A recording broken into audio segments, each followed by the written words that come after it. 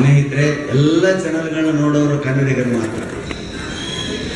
ನಾವು ಚೆನ್ನೈ ಹೋದಾಗ ಒಂದು ಶಾಂಪಲ್ಗೂ ಕನ್ನಡ ಚಾನಲ್ಗಳು ಸಿಗಲ್ಲ. ನಾವು ಹೇಳ್ಕೊಂಡು ಆಡ್ತೀವಿ, ಕೇಳಿದ್ರು ಕೊಡಲ್ಲ, ಅಲ್ಲಂತೂ ಇಲ್ಲೇ ಇಲ್ಲ. ಆದರೆ ಕರ್ನಾಟಕದಲ್ಲಿ ಮಾತ್ರ ಒಬ್ಬ ಕನ್ನಡಿಗ ಮಾತ್ರ ಹಲವಾರು ಭಾಷೆಗಳನ್ನ ಕಲ್ತಿರ್ತಾನೆ, ಹಲವಾರು ಭಾಷೆಗಳನ್ನ ಮಾತ್ರ. ಮಿನಿಮಮ್ 3 ಭಾಷೆ ಬರದೇ ಇರೋ ಕನ್ನಡಿಗನೇ ಇಲ್ಲ. ಅಷ್ಟು ಇವನಿಗೆ ಕಲಿಯುವಂಥ ಉತ್ಸಾಹ, ಅದನ್ನು ಆಡಬೇಕು ಅಂತ ಉತ್ಸಾಹ, ಅಂಥವ್ರ ಜೊತೆಗೆಲ್ಲ ಸ್ನೇಹ ಬೆಳೆಸಬೇಕು ಅನ್ನೋ ಉತ್ಸಾಹ. ನಾವು ಹೋಗದೇ ಇರೋ ಹಳ್ಳಿಗಳಿಲ್ಲ, ತಾಲೂಕುಗಳಿಲ್ಲ, ಹೆಡ್ ಕ್ವಾರ್ಟರ್ಗಳಿಲ್ಲ. ಒಂದು 6 ರಾಜ್ಯ, ಒಂದು 9 ದೇಶ, ಇಷ್ಟು ಕಡೆ ಅಡ್ಡಾಡಿದ್ರು ನಮ್ಮನ್ನು ಆಯಾ ರಾಜ್ಯದವರು ಆಯಾ ದೇಶದವರು ಕರೆಸಿಲ್ಲ. ಅಲ್ಲಿರುವಂಥ ನಮ್ಮ ಕನ್ನಡಿಗರೇ ನಮ್ಮನ್ನು ಕರೆಸಿದ್ದಾರೆ. ನಾವು ಇಲ್ಲಿಂದ ಇಲ್ಲಿ ಬರಬೇಕಾದ್ರೆ ಒಂದೇ ಊರು, ನಿನ್ನೆ ಒಂದು ಯಲ್ಲಾಪುರ ಮುಗಿಸ್ಕೊಂಡು, ಅದಕ್ಕಿಂತ ಮುಂಚೆ ಗೋವಾ ಕನ್ನಡಿಗರಿಗಾಗಿ ನಾವು ಮಾತಾಡಿದ್ವಿ. ಗೋವಾದಲ್ಲಿ ಕನ್ನಡಿಗರ ಸಂಘ ನಮ್ಮನ್ನು ಕರೆಸಿದ್ವಿ. ಎಷ್ಟು ಜನ ಸೇರಿದ್ರು ಅಂತಂದರೆ, ಹಿಂದೆಂದೂ ಸೇರಿದಷ್ಟು ಜನ ಕನ್ನಡಿಗರ ಅವತ್ತು ಸೇರಿದ್ರು. ಅಂದರೆ ಇವತ್ತು ಕನ್ನಡಿಗರು ಎಲ್ಲ ಕಡೆಗಳಲ್ಲಿ ಜಾಗೃತರಾಗ್ತಾರೆ. ಕನ್ನಡದ ಭಾಷಣ, ಹಾಸ್ಯ ಭಾಷಣದಂತೂ ಇನ್ನು ಪ್ರತಿ ದಿವಸ ಇಲ್ಲಿ ಹೇಗಿರ್ತೋ ನನಗೆ ಗೊತ್ತಿಲ್ಲ. ಇಷ್ಟು 75 ದಿವಸ ಕಾರ್ಯಕ್ರಮ ಮಾಡೋದು ಅಂದರೆ ಸಣ್ಣ ಮಾತಲ್ಲ. 1-2 ದಿವಸ ಕಾರ್ಯಕ್ರಮ, 3 ದಿವಸ ಗಣಪತಿನ ಕೂಡಿಸೋದೇ ಕಷ್ಟ. 70 ದಿವಸ ವರ್ಲ್ಡ್ ರೆಕಾರ್ಡ್ ಆಗುತ್ತೆ ದೊಡ್ಡಣ್ಣವರೇ, ಇಷ್ಟು 75 ವರ್ಷದಿಂದ ಅಂತ ಹೇಳ್ತಾ. ಯಾಕೆಂದರೆ ನಮ್ಮ ಊರುಗಳಲ್ಲಿ ಗಣಪತಿಯನ್ನು ಕೂರಿಸೋದು ಯಾಕೆ ಅಂದರೆ ಇಸ್ಪೆಟ್ ಆಡೋದಕ್ಕೆ. ಮುಂದ್ಗಡೆ ಸುಮ್ಮನೆ ಗಣಪ, ಅವನ ಮೇಲೊಂದು ಸಣ್ಣ ಬಟ್ಟೆ ಹೊದಿಕೆ, ಹಿಂದ್ಗಡೆ ಈ ಥರದ್ದು ಬಂದೋಬಸ್ತು ಶೆಡ್ ಹಾಕ್ತಾರೆ. ಅದು ಇಸ್ಪೇಟಿ, ಅದು ಸೋರಬಾರದು, ಅಲ್ಲಿ ಯಾರೂ ನುಗ್ಗಬಾರದು. ಗಣಪತಿ ಮುಂದೆ 2 ಒಣ ಬಾಳೆಹಣ್ಣು, 1-2 ಉತ್ತತ್ತಿ, ಎಣ್ಣೆ ಒಂದು ಆಗಿರ್ತದೆ, ಒಂದು ಇರ್ತದೆ. ಇನ್ನು ಅಷ್ಟು ಬೆಳಕಿನ ಮೇಲೆ ಅವನು ಕೂತಿರ್ತಾನೆ. ಹಿಂದ್ಗಡೆ ಈ ಥರದ ಮರ್ಕುರಿ ಲೈಟ್ಗಳು, ಅವನ ಮುಂದೆನೇ ಚಿಪ್ಸು, ಬೋಂಡಾ, ಗೋಬಿ ಮಂಚೂರಿ ಹೋಗ್ತಿರ್ತದೆ. ಗಣಪತಿ ಆಶ್ಚರ್ಯ ಕೂತಿರೋದು ನಾನು, ಅವರು ನಾನು ಯಾಕೆ ಗಣಪತಿ ಆದ್ನೋ, ನಾನು ಇಸ್ಪೇಟ್ ಆಡೋದಾದ್ರೂ ಕಲೀಲಿಲ್ವ. ಈ ಥರದ ಗಣಪತಿಗಳನ್ನ ನಾವು ನೋಡಿದ್ದೀವಿ.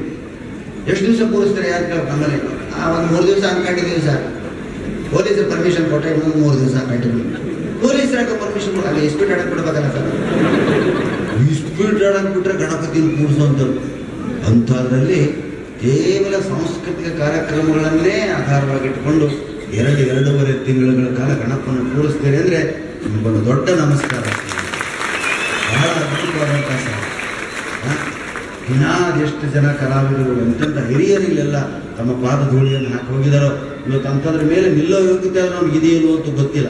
ನೀವೇ ನಿಲ್ಲಿಸಿದಿರಿ, ನಮಗೆ ಕಾಣಬೇಕಾಯೋ ನೀನು ಅನ್ನೋದಕ್ಕೆ ನಿಂತಿದ್ದೀನಾಗಲಿ, ಇಲ್ಲಿ ನಿಲ್ಲಬೇಕು ಯೋಗ್ಯತೆ ನನಗಿಲ್ಲ ಅಂತ ನಾನು ಭಾವಿಸಿದ್ದೀನಿ. ಅಂಥ ಅದ್ಭುತವಾದಂಥ ವೇದಿಕೆ ಕೆಲವು ಕಡೆಗಳಲ್ಲಿ ಅಂಥ ವೇದಿಕೆಗಳು ಸಿಗ್ತವೆ. ನಾವು ಊರಿನಲ್ಲಿ ಅತ್ಯಂತ ಕಡಿಮೆ ಅವಧಿಯಲ್ಲಿ ಗಣಪನ ಕೂರಿಸಿ ಕಳಿಸಿಬಿಡು ವಿಸರ್ಜನೆ ಮಾಡುವಂಥ ಏಕೈಕ ಘಟನೆ ವರ್ಲ್ಡ್ ರೆಕಾರ್ಡ್ ಆಗಿದೆ. ಅದು ನಮ್ಮ ಮನೆಯಲ್ಲೇ, ನಮ್ಮ ಅಜ್ಜಂದೆ. ನಮ್ಮ ಅಜ್ಜ ತುಂಬ ಚಿಕ್ಕಣ, ಅವನು ಗಣಪತಿ ತರಬೇಕು ಅಂದ್ರೆ ಬೇಜಾರು. ಆ ಗಣಪತಿ ಮಾರೋರ ಪಕ್ಕದಲ್ಲಿ ಹೋಗಿ ಕೂತ್ಕೊಳ್ಳೋರು ಗಣೇಶ ಚತುರ್ಥಿ ದಿವಸ 2 ಗಂಟೆವರೆಗೂ ಚೌಕಾಸಿ ಮಾಡೋರು. ಮಧ್ಯಾಹ್ನ ಕಡೆಗವರು ನಮ್ಮ ತಾತನ ಹೆಸರು ಶಾಮರಾವ್ ಅಂತ, ಶಾಮರಾಯರೇ ಕೂತ್ಕೊಳ್ಳಿ, ಎಲ್ಲ ಆದ್ಮೇಲೆ ಒಂದು ಉಳಿತದಲ್ಲ ಹಾಗೆ ಕೊಡ್ತೀನಿ ವೈದ್ಯ. ಕೂರೋನು ನಮ್ಮ ಅಜ್ಜ ಕೂತು ಕೂತು ಕೂತು ಕಡೆಗೆ 2.5 ರೂಪಾಯಿದು ಇಷ್ಟು ಗಣಪತಿನೂ ಅವ್ರು ಕೊಡೋರು. ಅದನ್ನು ತರೋದ್ರೊಳಗಡೆ ಮನೇಲಿ ಕಾದು ಕಾದು ನಾವೆಲ್ಲ ತಲೆ ಕೆಟ್ಟು ಹೋಗಿರೋದು. 2.5 ಗಣಪತಿ ತಂದು ಇನ್ನು ಯಾವಾಗ ಪೂಜೆ, ಇನ್ನು ಯಾವಾಗ ಊಟ. ಅದಕ್ಕೆ ನಾವೇನು ಮಾಡ್ತಿದ್ದ ಅಜ್ಜ ಅಂದರೆ, ಬಾವಿ ಕಟ್ಟೆ ಮೇಲೆ ನೀವು ಕೂರಿಸ್ಬಿಡ್ತೀವಿ. ಅಲ್ಲೇನೆ ಪತ್ರಿ, ಕರಿಕಿ, ಬಿಲ್ಲುಪತ್ರೆ ಎಲ್ಲ ಏರಿಸಿ ಅಲ್ಲೇನೆ ಮಂಗಳಾರತಿ ಮಾಡಿ ಕೈ ಊದು ಟಕ್ ತಗತಾರೆ. ಜಗತ್ತಿನ ಶಾರ್ಟೆಸ್ಟ್ ಗಣಪತಿ ಪ್ರತಿಷ್ಠಾಪನೆ ವಿಸರ್ಜನೆ ಅಲ್ಲಿ ರೆಕಾರ್ಡ್ ಆದರೆ ನಿಮ್ಮದು ದೀರ್ಘಾವಧಿ ಕಾಲಕ್ಕೆ ರೆಕಾರ್ಡ್ ಆಗುತ್ತೆ. ಹೇಗೆ ಹಾಸ್ಯವನ್ನು ನಮ್ಮ ಮನೆಯಲ್ಲೇ ನಾವು ಹುಡುಕಬಹುದು ಅನ್ನೋದಕ್ಕೆ ಇದೊಂದು ಉದಾಹರಣೆ. ಸ್ನೇಹ ಗಣಪತಿ ಕಳಿಸೋದು ಅದಂತೂ ಇನ್ನೊಂದು ದೊಡ್ಡ ಸಂಭ್ರಮ. ಆ DJ ಸೌಂಡ್ಗಳು, ಅಬ್ಬಾ, ಹಾರ್ಟ್ ಪೇಷಂಟ್ಗಳು ಕಿವಿಲಿ ಹತ್ತಿ ಇಟ್ಕೋಬೇಕಾಗುತ್ತೆ. ಯಾಕಂದರೆ ಹಾರ್ಟ್ ಗಟ್ಟಿಯಾಗಿರೋದೇ ಬಡ್ಕೊತಿರ್ತದೆ DJ ಸೌಂಡ್ಸ್, ನೆಲ ಆಗಿರ್ತದೆ. ಹಾಸ್ಯಕ್ಕೆ ಬೆಂಗಳೂರು ಬಹಳ ಒಳ್ಳೆಯ ವಸ್ತು. ಅಲ್ಲಿ ನೋಡಿ ಯಾರ್ಯಾರೋ ಗಣಪತಿ ಕೂರಿಸ್ತಾರೆ ಬೆಂಗಳೂರಿನಲ್ಲಿ. ಇವಾಗ ಗಲ್ಲಿಗೆ ಒಂದು ಗಣಪತಿ. ಬೆಂಗಳೂರಿನಂತ ಅದು ಬರೀ ಉದ್ಯಾನ ನಗರಿ ಅಲ್ಲ, ಸಾಂಸ್ಕೃತಿಕ ನಗರಿ. ಎಷ್ಟು ಕಾರ್ಯಕ್ರಮ ಇಲ್ಲಿ. ಕಲಾವಿದರು ಬದುಕಬೇಕು ಅಂದರೆ ಬೆಂಗಳೂರಿಗೆ ಸೇರಬೇಕು. ನಿಮಗಂತೂ ಹತ್ರ. ನಾವು ಎಲ್ಲಿಂದ ಬಂದಿದ್ದೀವಿ ಬೆಂಗಳೂರಿಗೆ, ಹೌದಾ? ತುಂಬ ಕಾರ್ಯಕ್ರಮಗಳಲ್ಲಿ ನೋಡಿ, 2 ತಿಂಗಳು ಗಣಪತಿ, ಇನ್ನೂ 1 ತಿಂಗಳು ಕೂರ್ತಾರೆ ಗಣಪತಿ. ಎಲ್ಲಿವರೆಗೂ? ರಾಜ್ಯೋತ್ಸವ ಬರೋವರೆಗೂ. ರಾಜ್ಯೋತ್ಸವ ಬಂತು ಅಂದರೆ ಗೇಟ್ ಪಾಸ್ ಗಣಪತಿ, ಕರ್ನಾಟಕಗಳ ಮಾನ್ಯಡೆ. ಆಮೇಲೆ 2 ತಿಂಗಳು, ನವೆಂಬರು ಡಿಸೆಂಬರು ರಾಜ್ಯೋತ್ಸವ, ಜನವರಿ ನ್ಯೂ ಇಯರ್, ದಿನ ಅಂದರೆ ನವರಾತ್ರಿ ದುರ್ಗ. ಏನೂ ಇಲ್ಲ ಅಂದರೆ ಅಣ್ಣಮ್ಮ ಅವಳಂತೂ ಕಾಯಿ ಮುಂದೆ ಎಲ್ಲಿ ಬೇಕಲ್ಲಿ ಕೂರಿಸಿ, ಎಲ್ಲಿ ಬೇಕಲ್ಲಿ ಕಾರ್ಯಕ್ರಮ. ಹೀಗಾಗಿ ಬೆಂಗಳೂರಿನಲ್ಲಿ ಎಷ್ಟು ಕಲಾವಿದರು ಬೇಕು ಅಂದರೆ ನೀವೆಲ್ಲ ಕಲಾವಿದರಲ್ಲೂ ನಡೀತದೆ, ಚಾನ್ಸ್ ಇದೆ. ಆಕಾಶ ತ್ರಿತೋಯಂ ಯಥಾ ಗಚ್ಚತಿ ಸಾಗರಂ ಸರ್ವದೇವ ನಮಸ್ಕಾರವು ಕೇಶವಂ ಪ್ರತಿಗಚ್ಚತಿ ಅಂದ ಹಾಗೆ ಜಗತ್ತಿನ ಎಲ್ಲ ಕಲಾವಿದರು ಬಂದು ಸೇರಬೇಕಾದ್ರೆ ಬೆಂಗಳೂರಿಗೆ ಅಲ್ಲಷ್ಟು ಅವಕಾಶಗಳಿದೆ. ನೀವು ಸ್ವಲ್ಪ ಪ್ರತಿಭೆಯನ್ನು ಬೆಳೆಸ್ಕೊಳ್ಬೇಕಷ್ಟೆ. ಹಾಗೆ ಅಲ್ಲಿ ಭಾಷೆನೂ ಭಾಳ ವಿಚಿತ್ರವಾಗಿ. ಇತ್ತೀಚೆಗೆ ನನಗೆ ಫೋನ್ ಬಂದಿತ್ತು, ಮೇಡಮ್ ಹಲೋ, ಹೇಳಿ ಮೇಡಮ್. ಸರ್ ನಾನು ಸುಶೀಲಾ ಅಂತ. ಹೇಳಿ ಮೇಡಮ್, ಏನು? ನಾನು ಅಮೇರಿಕಾದ ನ್ಯೂ ಜೆರ್ಸಿಲಿದ್ದೆ. ಓ ಸಂತೋಷ ಮೇಡಮ್, ಅಲ್ಲಿಂದ ಮಾತಾಡ್ತೀರಿ? ಇಲ್ಲ, ಬೆಂಗಳೂರಿಗೆ ಬಂದಿದ್ದೀನಿ, ನಾನು ಇನ್ಮೇಲೆ ಇಲ್ಲೇ ಸೆಟ್ಲ್ ಆಗಬೇಕು ಅಂತ ಮಾಡಿದ್ದೀನಿ. ಓಕೆ ಮೇಡಮ್, ಸಂತೋಷ. ಈಗ ನನ್ನಿಂದ ಏನಾಗಬೇಕು ಮೇಡಮ್? ನಮ್ಮ ಕ್ಲಬ್ಬಲ್ಲಿ ಹೇಳಿ ಮೇಡಮ್, ನಾನು ಇಷ್ಟಪಡಲ್ಲ. ಇಲ್ಲ ಹಾಗೆಲ್ಲ ಇಲ್ಲ, ನಮ್ಮ ಕ್ಲಬ್ಬಲ್ಲಿ ಈ ಸಾರಿ ಗಣಪತಿನ ಇಕ್ಕಬೇಕು ಅಂತ ಮಾಡಿದ್ದೀವಿ. ಇಕ್ಕೋದ್ರೆ ನೀವು ಗಣಪತಿಗೆ ಇಕ್ಕುತ್ತೀರ ಮೇಡಮ್? ಯಾಕೆ ಮೇಡಮ್? ಇಲ್ಲ, ಅದು ಇಕ್ತೀವಿ ಅಲ್ವಾ, ಗಣಪತಿ ಕೂರಿಸು ಅಂತ ಹೇಳಿ ನಾನು ಚೇರ್ಮನ್ ಆಗಿದ್ದರೆ ಗಣಪತಿನ ಇಕ್ಕಬೇಕು ಅಂತ ಮಾಡಿದ್ದೀನಿ. ಅಯ್ಯೋ ಇದೇನು ಮೇಡಮ್, ಇಕ್ಕು ಅನ್ಬಾರ್ದು ಮೇಡಮ್. ಓ ಹೌದಾ, ಸಾರಿ, ನನಗೆ ಗೊತ್ತಿಲ್ಲ. ಮಾಡೋದು ಬೇಕು ಅಂತ ಮಾಡಿದ್ದೀನಿ. 2 ಅಂತವೆ, ಇಕ್ಕೋದು ಮಾಡೋದು. ಆಯ್ತು, ಈ ಅಮ್ಮನಿಗೆ ಯಾವ ಶಬ್ದ ಈಗ ಕಲಿಸೋ ಟೈಮ್ ಅಲ್ಲ ಇದು ಅಂತೇಳಿ ಆಯ್ತು ಮೇಡಮ್, ಈಗಾದ್ರೂ ಇದ್ರೆ ಮಾಡೋಕ್ಕಾದ್ರೂ ಮಾಡಿದ್ರಿ. ನನ್ನಿಂದ ಏನಾಗಬೇಕು? ನಿಮ್ಗೊಂದು ಪ್ರೋಗ್ರಾಮ್ ಬೇಕು ಸರ್. ಸೊ ಎಷ್ಟು ದಿವಸ ಕೂರಿಸ್ತೀವಿ ನಾವು? 3 days ಕೂರಿಸ್ತೀವಿ. ಆಮೇಲೆ ಮೇಡಮ್, ಆಮೇಲೆ ವಾಟರ್ ಡ್ರಾಪ್ ಮಾಡಿಬಿಡ್ತೀವಿ. ನೋಡಿ, ಶಬ್ದ ದಾರಿದ್ರ್ಯ. ಮನುಷ್ಯನಿಗೆ ಅನ್ನದ ದಾರಿದ್ರ್ಯ, ಬಟ್ಟೆ ದಾರಿದ್ರ್ಯ ಇದು ನಡೀತದೆ, ಶಬ್ದ ದಾರಿದ್ರ್ಯ ಇರಬಾರ್ದು. ನಮ್ಮಲ್ಲಿ ಮೇನ್ ಶಬ್ದ ದಾರಿದ್ರ್ಯ. ಯಾವ ಶಬ್ದಕ್ಕೆ ಏನಂತ ಗೊತ್ತಿಲ್ಲ, ಪ್ರತಿಷ್ಠಾಪನೆ ಗೊತ್ತಿಲ್ಲ, ವಿಸರ್ಜನೆ ಗೊತ್ತಿಲ್ಲ, ಮೆರವಣಿಗೆ ಪ್ರೊಸೆಷನ್ನಲ್ಲಿ ಹೋಗ್ತಾ ಇದ್ದೀವಿ. ಈಗಂತೂ ಇಂಗ್ಲೀಷ್ ಮೀಡಿಯಮ್ ಆಗಿ ಎಲ್ಲರೂ ಇಂಗ್ಲೀಷೇ. ನಿಮ್ಮ ಇಂಗ್ಲೀಷ್ ಏನ್ರಿ, ಇಷ್ಟಿಷ್ಟುದ ಮಾತಾಡಬೇಕು. ಕನ್ನಡದಲ್ಲಿ 1 ಅಕ್ಷರ ಆ ಶಬ್ದ ಹೇಳ್ತಾರೆ, ಅರ್ಥ ಕೊಡ್ತಾರೆ. ಇವಾಗ ಈಗ ಫೋನ್ ಮಾಡ್ತಾರಪ್ಪ ಯಾರು ಕೇಳಿಸಲ್ಲ. ಅವಾಗ ಇಂಗ್ಲೀಷ್ನವ್ರು ಕಾನ್ವೆಂಟ್ ಬಿಡೋದಾದ್ರೆ, sorry, excuse me, repeat once again, pardon me, hello hello.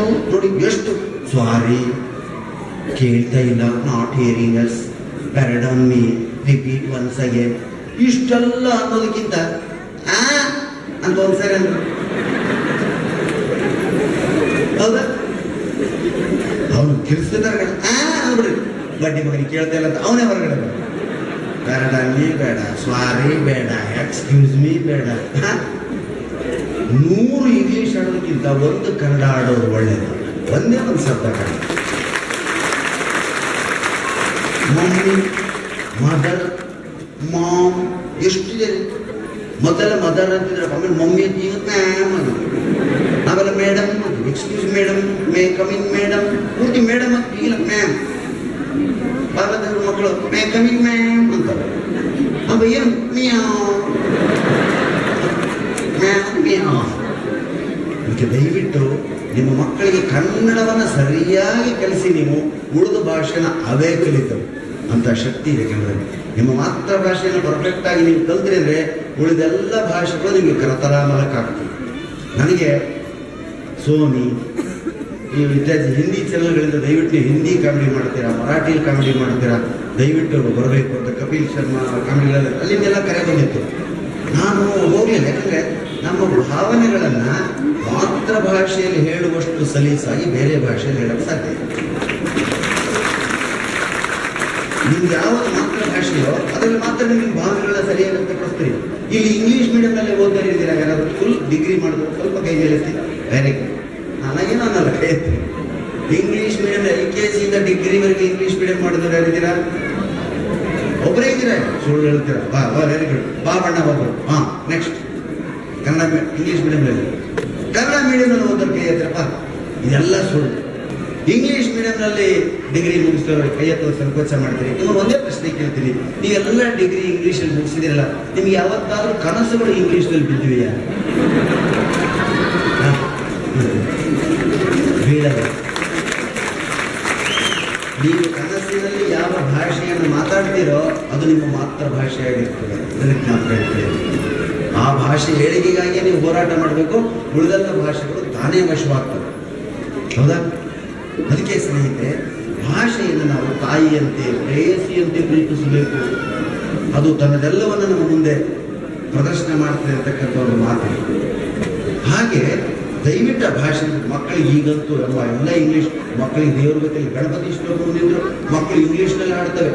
ಕಂಬಲ್ ಕಿಷ್ಟಮಕ್ Ganapati ಪಕ್ಕಂದ ಮಹಾಕಾಯ Koteshwara ಇಂಗ್ಲೀಷಲ್ಲಿ ಕಂಬಲ್ ಕಿಷ್ಟಮಕ್ ಗಣಪತಿ, ಕಂಬಲ್ ಕಿಷ್ಟಮಕ್ ಗಣಪತಿ ಯುವಾದಿ ಸನ್ನ ಶಿವ ಪಾರ್ವತಿ.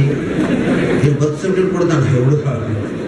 ಒಂದು ಶ್ಲೋಕ ಅನ್ನಕ್ಕೆ ಬರಲ್ಲ ಮಕ್ಕಳಿಗೆ. ದಯವಿಟ್ಟು ಶ್ಲೋಕಗಳನ್ನು ಕಳಿಸ್ರಿ. ಗಣಪತಿ ಶ್ಲೋಕ ಇಂಗ್ಲೀಷಲ್ಲಿ. ಮೊನ್ನೆ ಯಾವುದೋ ಒಂದು ಮಗುನ ಕೇಳಿದೆ ನಾನು. ಮಗು ತಾಯಿನ ಕೇಳ್ದಂತೆ, ಮಮ್ಮಿ ರಾಮ ತನ್ನ ವೈಫ್ ಸೀತೆನ 14 years ಯಾಕೆ ಫಾರೆಸ್ಟಿಗೆ ಕರ್ಕೊಂಡು ಹೋದ? ನೋಡಿ, ರಾಮಾಯಣ ಇಲ್ಲ, ವನವಾಸ ಇಲ್ಲ, ಸೀತಾಮಾತೆ ಇಲ್ಲ, ಶ್ರೀರಾಮಚಂದ್ರ ಇಲ್ಲ. ಇಂಗ್ಲೀಷಲ್ಲಿ ಮಮ್ಮಿ ರಾಮ ತನ್ನ ವೈಫ್ ಸೀತೆನ 14 years ಯಾಕೆ ಫಾರೆಸ್ಟಿಗೆ ಕರ್ಕೊಂಡು ಹೋದ? ಅವರ ಅಮ್ಮನೂ ಇಂಗ್ಲೀಷ್ ಮೀಡಿಯಂ. ಮೋಸ್ಟ್ಲಿ ಅವಾಗಲೂ ಅಡ್ಜಸ್ಟ್ ಇರಲಿಲ್ಲ ಅನ್ಸುತ್ತೆ. ಏನ್ ಕರ್ಮ ರೀ ರಾಮನ್. ಅವನು ಅವಾಗ ಸಾಯ್ತಿಲ್ಲ, ಈಗ ಸಾಯ್ತಿದ್ದ. ಮನೊಂದು ಯಾವುದೋ ಮಗು ಒಂದು ಚಿತ್ರ ತೋರಿಸ್ತೆ. ಮಗು ಈ ಚಿತ್ರ ನೋಡೋ ನಿಂಗೆ ಏನು ಅನಿಸುತ್ತೆ ಅಂತ ಕೇಳಿದೆ. ಒಂದು ಬಾಯ್ ಕಟ್ಟಿಗೆ ತಿಂತಾ ಇದೆ ಅಂದ. ಹಿಂದು ಕರ್ಮ, ಬಾಯ್ ಕಟ್ಟಿಗೆ ತಿಂತಿದ್ದಾನೆ. ನೋಡ್ತೀನಿ ಕೃಷ್ಣನ್ ಚಿತ್ರ, ಬಾಯಲ್ಲಿ ಹೊಳಗೋಣ ಕಟ್ಟಿಗೆ ಅಂತ. ಹುಡುಗ ಕಟ್ಟಿಗೆ ತಿಂತಿದ್ದಾನೆ. ಕಟ್ಟಿಗೆ ತಿಂತಿಲ್ಲ ತಾಯಿ, ಅದು ಕೃಷ್ಣ ಕೊಳದೋಗ್ತಿದ್ದಾನೆ.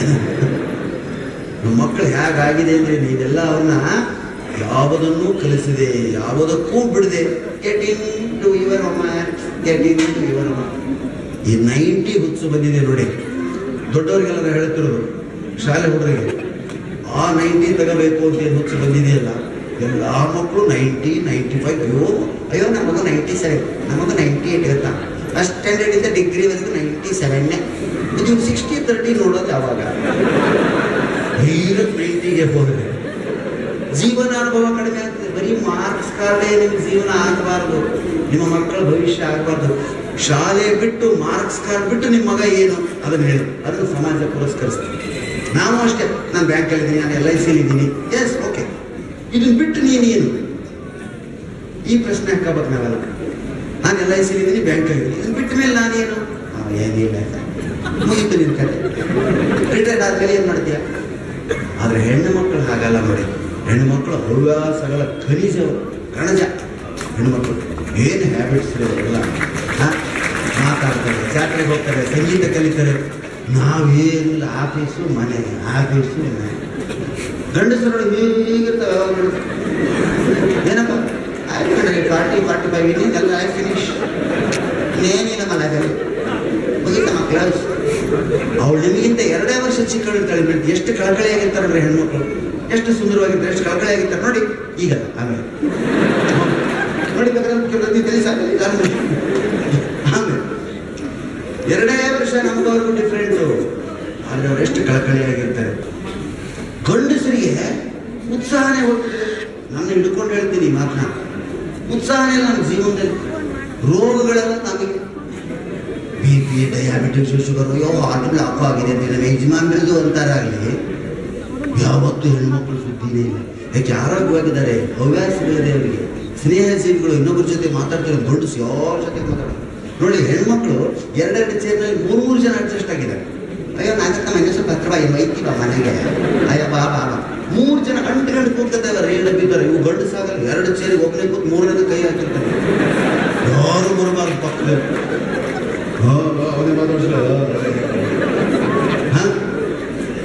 ಇನ್ನು ಕೆಲವರು ನೋಡ್ಬೇಕು, ಹೇಳ್ತೀನಿ ಇಲ್ಲಿ ಕೂರಿಸಿರ್ತಾರೆ, ಅಲ್ಲಿ ನಿಂತಿರ್ತಾರೆ, ಗಡಿಯಾರನೇ ನೋಡ್ತಿರ್ತಾರೆ. ಅವಳು ಅಪ್ಪಿ ತಪ್ಪಿ ಅವ್ರ ಕಡೆ ನೋಡಿದ್ರೆ ಸಾಕ, 9 ಗಂಟೆ ಆಯ್ತಾ.